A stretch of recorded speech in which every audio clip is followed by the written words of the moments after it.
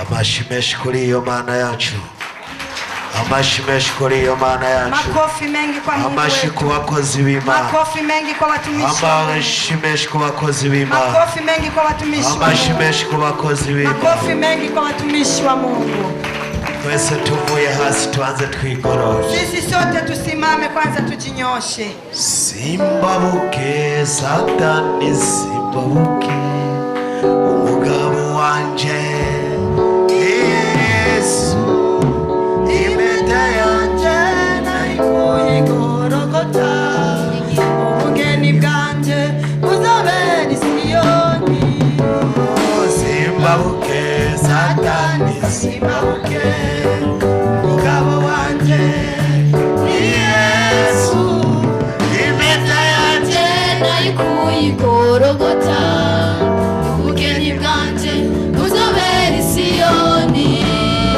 Simbabuke Satani simbabuke umugabo wanje Yesu impeta yanje nayikuyigorogota ubugeni bwanje buzobera Siyoni.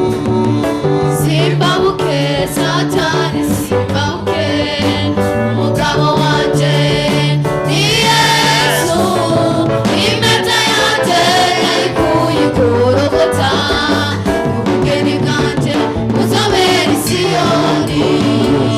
Simbabuke Satani simbabuke umugabo wanje Yesu impeta yanje nayikuyigorogota ubugeni bwanje buzobera Siyoni. Simbabuke Satani simbabuke umugabo wanje ni Yesu impeta yanje nayikuyigorogota ubugeni bwanje buzobera Siyoni. Amashyi menshi kuri iyo Mana. Makofi mengi kwa Mungu. Amashyi menshi kuri iyo Makofi Mana. mengi kwa Mungu. Satani Shetani ntagukanye. asikushtui. Shetani ntagukanye. Shetani asikushtui. No munsi abantu bariko baragira ivyago Siku ya leo watu wako wanapata jaribu kubera gukangwa na Satani. kwa sababu ya kushtuliwa na Shetani. Babona baciye mu tubazo Wakiona wanapita kwenye shida bakaca bahunga. wanakimbia. Naje kukubwira uno munsi Anakuja kukwambia siku ya ugira leo umutima nk'uw'Imana. uwe na roho kama ya Ugira Mungu. umutima nk'uw'Imana. Uwe na roho kama ya Mungu. Nutagira umutima nk'uw'Imana Usipokuwa na roho kama ya Mungu bizogucanganirako itakuchanga haudafika fasi. na hutoshika. Abashonje ni bangahe? Wenye wako na njaa ni wangapi? Hari abashonje tubasengere batahe. Kuna wenye wako na njaa tuwaombee waende nyumbani.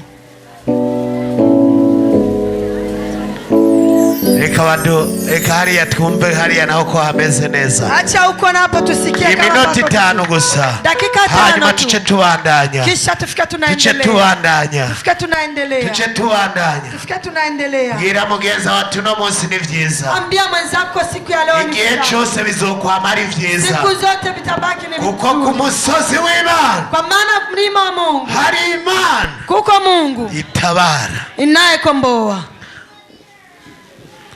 Batevye turigira handi Wakikawia tunaenda kugira mahali tuce pengine. tubandanya n'ibikorwa vyacu. Kusudi tuendelee na kazi zetu. Muraduza twumve ko bimeze neza. Pandisha tusikie. Ubanze winyiganze. Ujitingize Hari ibikorwa kwanza. bikora abaryohewe. Ivyuma turabifise ndugu yako. Zenze tunazo ndugu yangu. Ivyuma turabifise. Zenze tunazo. Lila bilza bola. Asaya.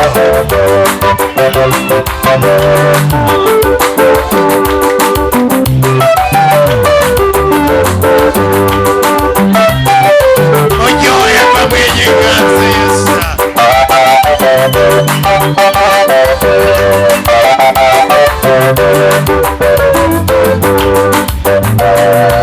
Yeah.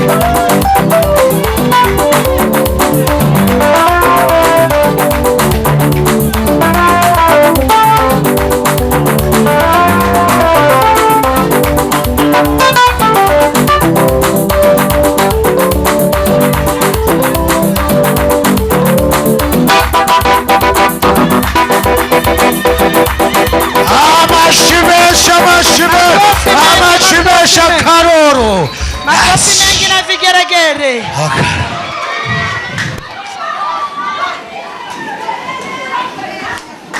Iyumvire ku Mana yawe.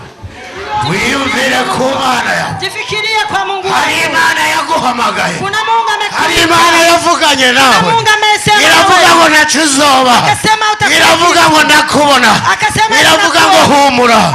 Iravuga ngo iraje kukugirira neza. Amajibeshi. Makofi mengi.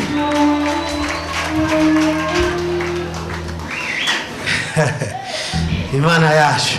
Mungu wetu. Imana yacu. Mungu wetu. Ntibakagutera ubwoba. Basi kushtui. Ntibakagutera ubwoba. Basi kushtui. Kuko mu ijuru hari Imana. Kwa maana mbinguni kuna Mungu. Hari Imana yavuganye nawe. Mbinguni kuna Mungu amenena nawe. Hari Imana yavuganye nawe. Kuna Mungu amenena nawe. Abantu boca imanza. Watu wanaweza kukata. Abantu babona ko atacuzova. Watu wanaweza ona kwamba abantu bogusuzugura. Watu wanaweza ariko hari Imana ije kukugirira neza. Ngira mugenzi wawe ati nabonye umumarayika mukuru Mikaeli. Ambia mwenzako tukiona malaika mkuu aje kukugwanirira. anakuja kukupigania. Hari intambara zari zadutse. Kuna vita zinazo. Hari intambara ugizemo imyaka. Ariko uhoraho arambwira ngo humura. Arambwira ngo humura. Uko bigiye guceceka. Uko bigiye guceceka. Abasha. Umviriza. Sikiliza. Bona kibanza bagifise.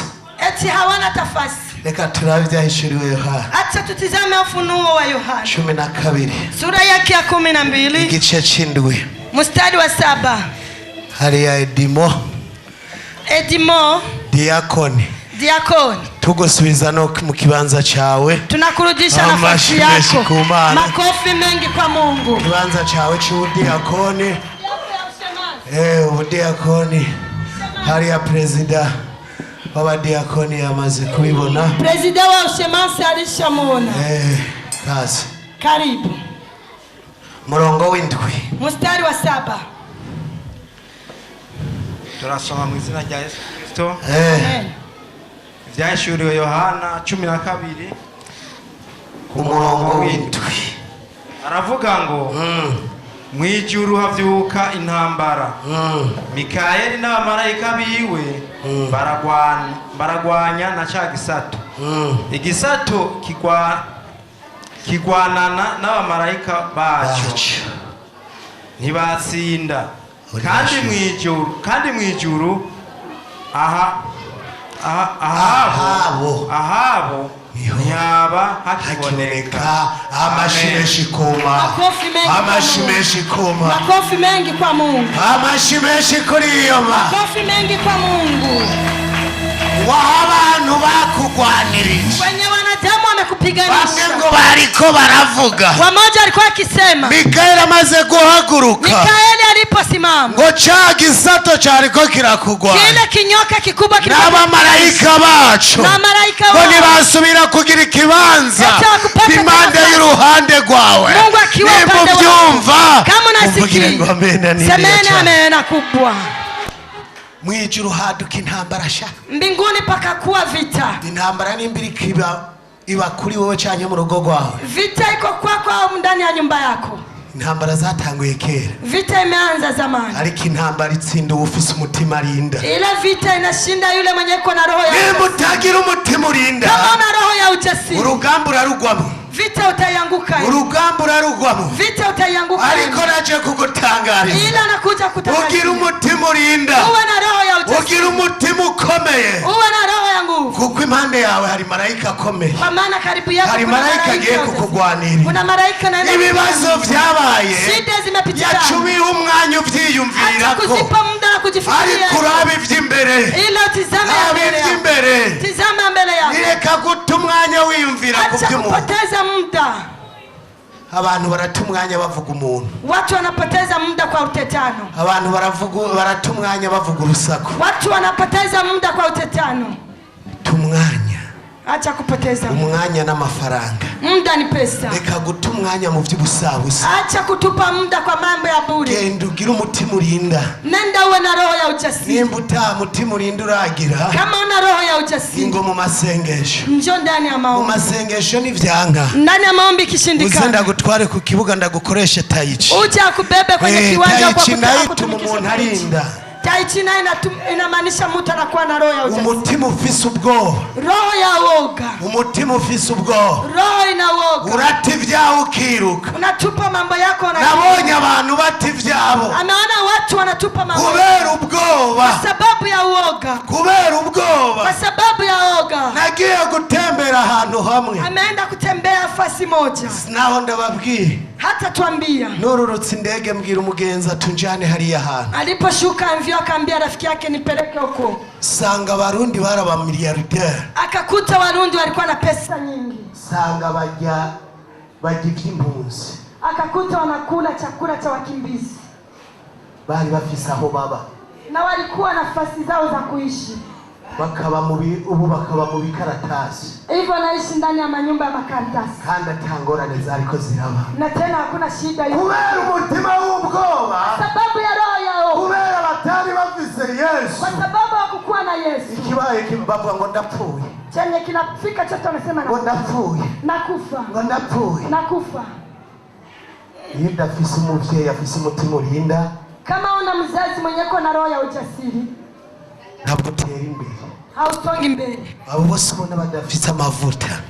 Kuna wenye hawana mafuta. So kuvuga ko atakibanza c'amafuta bari bafise. Sikusema kama hawana nafasi ya mafuta. Ikibanza c'amafuta baragifise. Nafasi ya mafuta wanayo. Ai kibanza aho kiri. Ila shida kwenye hii. Abo bari kumwe. Wenye wako pamoja. Abo bagendana. Wenye wanatembea. Babakamya mafuta. Wanakausha mafuta.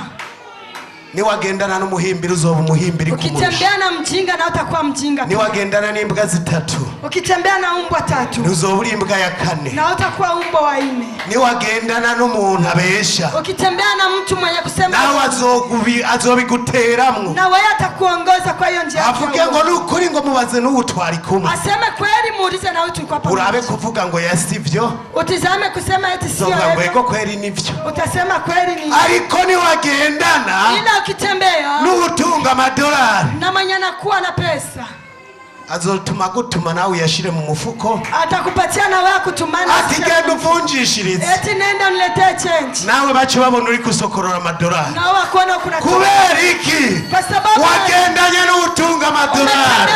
Wagendanye n'uyakubika. Umetembea na mwenye kuweka dola. Nawe nawe atari gwa urayashira mu mufuko sha. Na kama sio za kwako na stima. Wagera ahantu ufise ibihumbi 10. Ukifika ufasi uko na 10,000.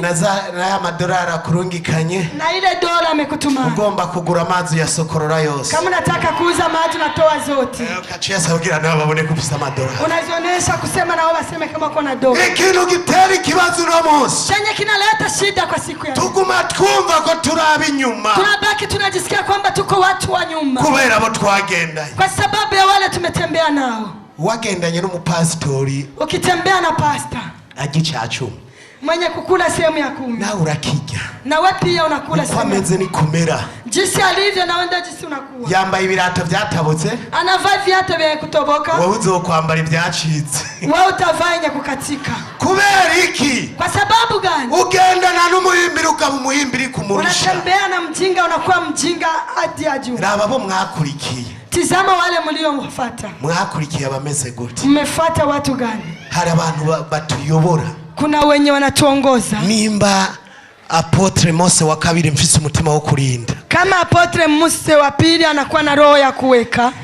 Aha n'abana banje bose bafise umutima wo kurinda. Hapa na watoto wake wote wana roho ya ujasiri. Nuzuza ngo uzomuhenura henuke. Usije tutamwangusha. Ubwo uzomuhenura na waguhenure. Tamwangusha na yakwangusha. Uko bafise umutima wo kurinda. Kwa sababu ana moyo wa ujasiri. Ariko ni wagendana n'udafise umutima wo kurinda. Ukitembea na mwenye hana moyo wa ujasiri. Bavuze uriruka. Wakisema unakimbia. Ndabahebeye. Eti na waachi. Na waachi. Nuzu muhebere ahubwo nawe baze baguhebere. Usimwachi sema na wewe. Nuzu muhebere. Usimwachi. Ariko nawe baguhebere. Ila na wewe. Kukuru umwana w'Imana. Kwa sababu wewe ni mtoto wa Mungu. Turemwe mwishusho y'Imana. Umeumbwa ndani ya asili. Turabadasanzwe. Tuko watu wenye sio wa kawaida. Ese hari uwo bakivuga ngo we nacumaze. Je, kuna wenye anaweza sema eti wao haufai chochote? Uchuza kwitwara. Uchi hapa umushtaki. Nimba bavuze ko atacumaze. Kama amesema wewe haufai chochote. Wewe urazi ko hari icumaze. Wewe unajua kama wewe ni wa mafaa. Nimba bavuze ko utagira ubwenge. Kama anasema wewe una akili. Bikubabaza kuberiki. Inakusikitisha. Nivyakubabaza. Ikikusikitisha. Nta bwenge uzobufise. Utakuwa una akili. None wewe urazi kufisa ubwenge. Sasa wewe unajua kama wewe una akili. Bavuze ngo rujya runtu nirugira ubwenge. Wanasema eti ule mtu ana akili. Chitwenga. Unafikiri unacheka. Chumubwe ati wewe ntubona. Unamwambia wewe auone. Uko je ndazi ubwenge. Kwa sababu mimi nina akili. Nabonye abantu baza baburana.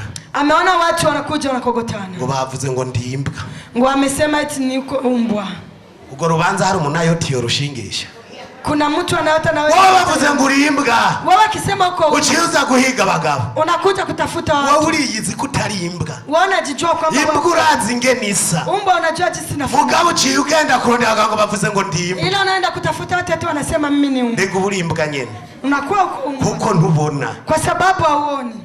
Bakubwiye ngo urimbwa. Wakikwambia ati wewe ni umbwa. Choge ati wewe ntugira ubwenge. Umwambie wewe una akili. Genda uraba hari imbwa ingene itambuka. Nenda utizame mahali palipo umbwa. Urabe ni ingene isa. Utizame na jinsi. Hanyuma nanje ndabe. Kisha na mimi nitizame. Kuko wewe nta shusho y'imbwa ufise. Kwa maana wewe hauna sura ya umbwa. Ufise ishusho y'Imana. Uko na sura ya Mungu. None bavuga ngo ingene gisuka cubabara. Sasa wakikwambia na kisiki nafanana unasikitika. Usa n'Imana. Unafanana na Mungu. Ucumubwira tera abagisa n'Imana. Umwambie tizama kinafanana na Mungu. Era abakigenda nk'Imana. Tizama kisiki kinatembea kama Mungu. Kivuga nk'Imana. Kinasema kama Mungu. Bice bigutera kunezerwa. Kisha bikuletea furaha. Ngo Eliya yari umuntu yarakomeye.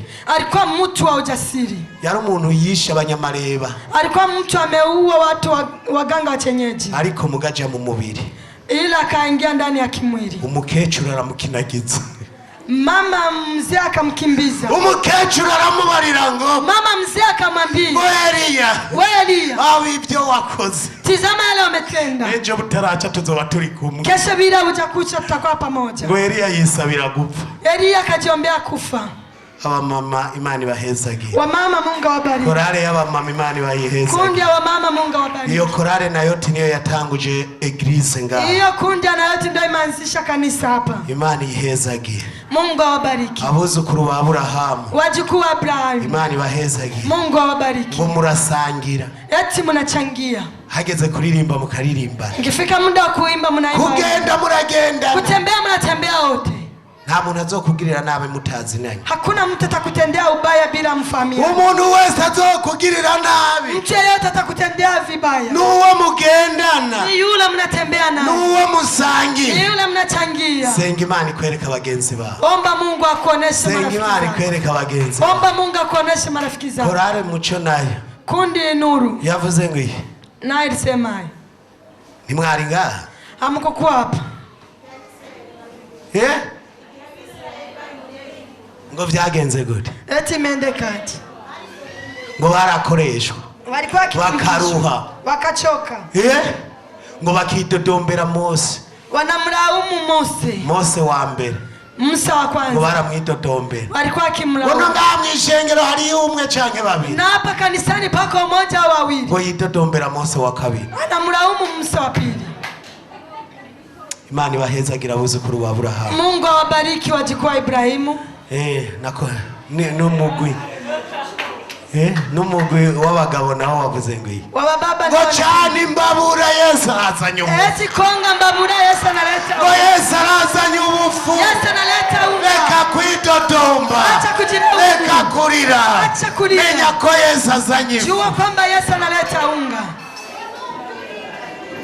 Hano ubona nanje ko yanzaniye ifundugo yawe. Hapa tunaona kama naye Mungu amemletea unga. Pasiteri sympathique yababwiye. Pastor sympathique amewaambia. Kugira mbe umumiliyarderi. Kusema awe miliarderi. Kuko ndi mu ruhande rw'abamiliyarderi. Hivi iko nafasi ya miliarderi. Abamiliyarderi babatumye ko na Mose wa kabiri nje imbere yao. Wakiitisha miliarderi na Musa wa pili anakuwa mbele. Nabaje imbere. Na yana watangulia. Mose wa kabiri. Musa wa pili. Mumwumva gute? Mnamsikiaje? Hari uwundi mwari bwumva atari jewe. Kuna wengine mlikuwa mlishasikia bila yeye. Mose wa kabiri. Musa wa pili. Bamoyize mwikomera amashi. Ba Musa twamye twiga ukora ibikomeye. Abanayoti rero. yote. Namwe muri Mose wa kabiri. Na nyinyi pia mko. Kuko amavuta yanje. Kwa sababu mafuta yanje. Namwe niyo mugenderamwo. Na nyinyi ndio mnatembelea. Nimba mvuga ngo nimujye ingurube. Kama mnasema msikuri nguruwe. Abanayote hari umuntu ajya ingurube. Wanayoti kuna wenye wanakula nguruwe. Mukagendera abahandi. Ila nenda mahali pengine. Abaririmbyi babura amavuta kubera iki? Waimbaji wanakosa mafuta kwa sababu gani? Besho usanga bajya ingurube. Wengi utawakuta wakila nguruwe. Usanga kagurube bakariye. Utakuta nguruwe wamekula. Cyo abantu bajya ingurube. Watu wenye kula nguruwe. Nukuri ndabakurira ishapo. Kwa kweli nawafuria shapo. Wokorera Imana gutujya ingurube vrema. Utatumikia Mungu aje ukila nguruwe. Umuntu ataraheba ingurube nukuri yihanga. Mtu mwenye acha nguruwe kwa kweli. Moranja mu Kamenge. Anaenda Kamenge. Gasanga abantu ngo n'abapasitori beko bajya ingurube. Anakuta watu ati ni mapasta wako wanakula nguruwe. Uwo mu ujya ingurube wosengera ndi. Kama nakula nguruwe utaombea nani?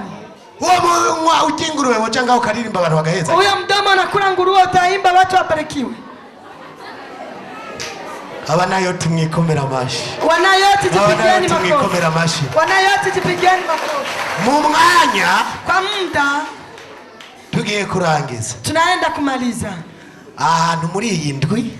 Hii fasi kwa hii wiki. Abahezagiwe n'Imana. Wenye wamebarikiwa na Mungu. Tuzoba twasize ko plafond Dubai. Tutakuwa tumeweka plafond Dubai. Kuwa Mungu. Siku ya Dimanche. Tuzohinjira ariko plafond Dubai. Tutapaingia pako plafond Dubai. Utanga ico gize gute? Unatoa yale unayo. Wewe ukijya ingurube nta kintu wokora mu nzira. Wewe kama ungari unakula nguruwe huwezi fanya chochote. None wewe yakura amahe. Sasa unaweza zitoa wapi pesa? Ndakubwira ingurube ikikora. Nikwambia nguruwe chenye inafanya. Yica imwemu. Inaua roho. Ntushobora kuvugishwa ujya ingurube. Hawezi tabiri nguruwe. Ujya ingurube nkabona uri kuravugishwa. Kama nakula nguruwe naona kuna tabiri. Menya ko ari ivyo wiyinjijemwo. Najua kama ni ala. Namuvugishwa original y'ingurube. Hakuna nabii original na. Igituma ivyumba vy'amasengesho no munsi byinshi bivuga ibinyoma. Chenye kinamaanisha viumba vya maombi na vya. Aba yahora ari umuvugishwa n'Imana. Anakuwa ni nabii wa Mungu. Ari umuvugishwa n'Imana rero. Ni nabii wa Mungu sasa. Atanguye kujya ingurube. Akianza kula nguruwe. Agenda mu cyumba. Anatembea ndani ya chumba. Yahora avugishwa. Alikuwa anatabiri. Akizunguriza. Anazunguka. Urutsinga rukanga. Singa inakata. Agasubira. Anaongeza. Urutsinga rukanga. Singa ikakata. Acha vyishiramo. Anafika na jitia. Ndi Imana ndavutse. Eti mimi ni Oh yalabaza yalala. Imana ipotse he ujya ingurube. Mungu anasema haya na unakula nguruwe. Azocaza rero kukubwira ibinyoma. Atakuja kukwambia uongo. Acha kubwira ngo umwana wawe uragwaye. Akwambia ati mtoto wako ni mgonjwa. Nawe nta mwana ufise. Na wewe hauna mtoto.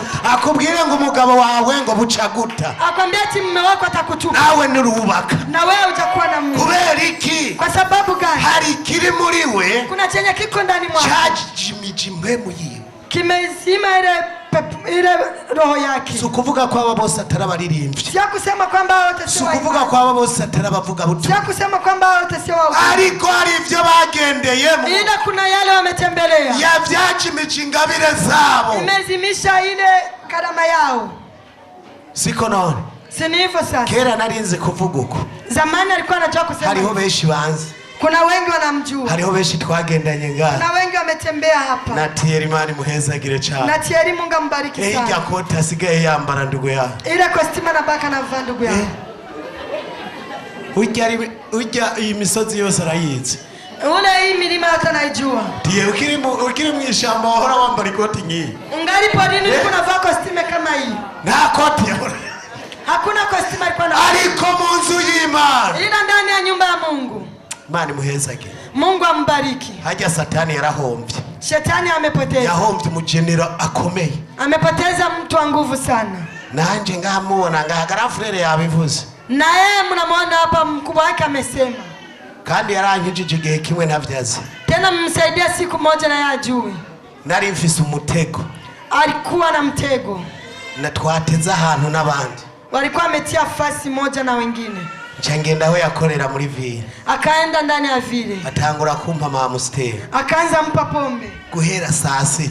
Kuanzia saa 6. Babandi baza kumitana saa 9. Wale wengine wakakuja kumpitua saa 9. Basanga naburewe. Wakakuta amelewa. Bacha barankweba. wakamkwepa. nta numwe yagarutse. Hakuna hata mmoja amerudi. Ariko ntabizi, ariko je nabaravyibuza. Yeye hajua, lakini yeye anakuwa anakumbuka. Nakijijwe nibyo kuko Imana hari ico yari nzigako. Ameokoka kwa sababu Mungu alikuwa kuna ivyo waciyemwo rero. Yale umepitia sasa. Imana yari kiragutegura. Mungu alikuwa anakuandaa. Ya mashamba twadu. Ile mashamba tulikuwa tunapita hemo. Jewe numva amahoro pistol iri ngaha. Yeye alikuwa anasikia amani akiwa na pistol hapa. Iri ngaha. Ingine hapa. Karashi ndayikore. Karashi ana kwenye mgongo. Nacha numva njama nkasinzira. Alikuwa anasikia kilala na ariko ntagira inkozi nigira sinzira. Ila kama hana silaha ariko kubera mfise Yesu. Ila hivi kwa sababu ana Mungu.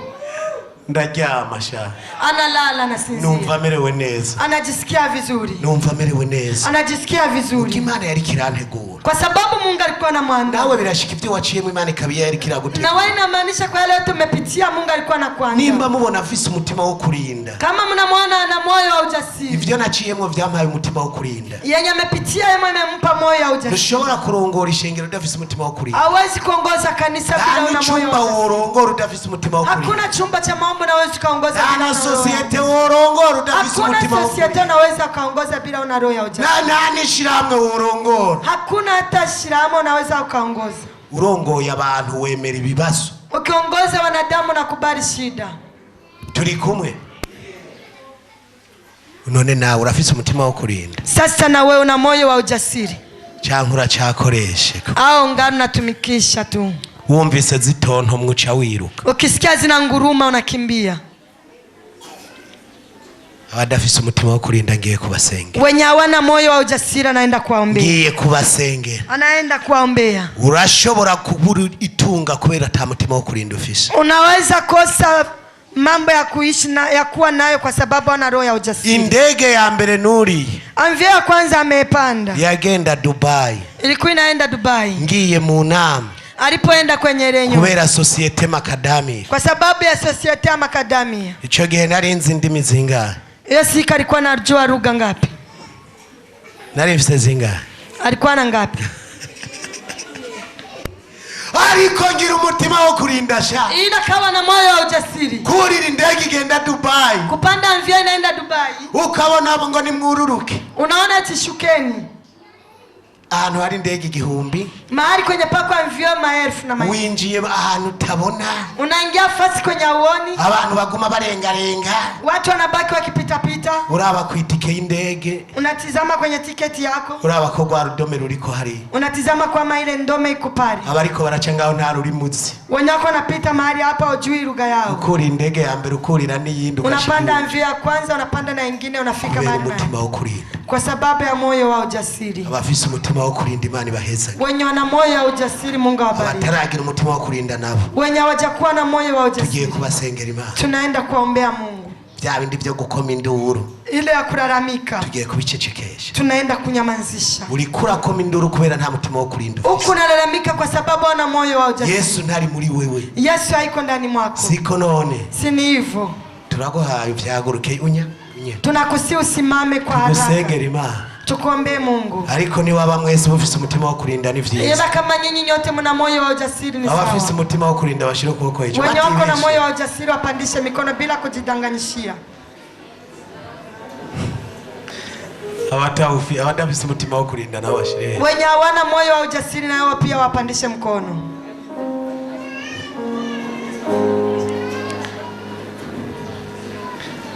Tugiye kubasengera Imana mu vyaguruke. Tunaenda kuombea Mungu, msimame. Uri kuribeshera ngo ufise umutima wo kurinda. Huko unajidanganyishia ati una roho ya ujasiri. Nani bihumbi cyane ufise? Hauna taraki moja. Uwo mutima wo kurinda wewe umva ukoresha gute? Huyo moyo wa ujasiri wana utumikisha kivipi?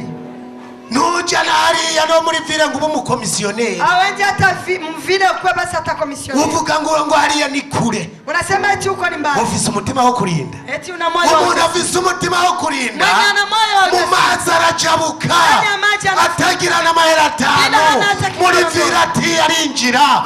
Atazi ingena za kurya. Bila ajiji satakula. Kubaza parasera y'imiliyoni 100 arayibaza David. Kuriza parasera milioni 100 bila anatatana. Kubera ararinda. Kwa sababu arazi kweje ari heza. Naho bimeze uko tugiye gusenga hata mambo ni Imana hivyo mushire tunaweza ukuboko kuomba. hejuru Pandisheni mkono wenu. mushire ukuboko kw'iburyo hejuru Pandisheni mkono dusenga kuume. Imana Tuombe data Mungu. buja mwamushobora byose uri Imana nziza benshi baragukeneye benshi ibyabo barabinyatswe kubera ata mutima wo kurinda bafise benshi ibyabo barabitaye ibibanza bari gukoreramwo bikoreramwo abandi amatongo yabo barayatwaye Yesu bambuwe data ingabire zabo kubera ataka umutima wo kurinda barabaririmbyi bata amashengero bariruka abandi bata amaposita yabo wari kubasanga ko ngo batabare ubu bari mwibarabara ibyabo byarahagaze Yesu bagirire neza uwataye ibyiwe ubimusubize kuko yamaze kumanika ukuboko abigusaba uri netuye ndabizi kandi urumugira neza mashi meshi ku Mana yacu Makofi mengi kwa Mungu.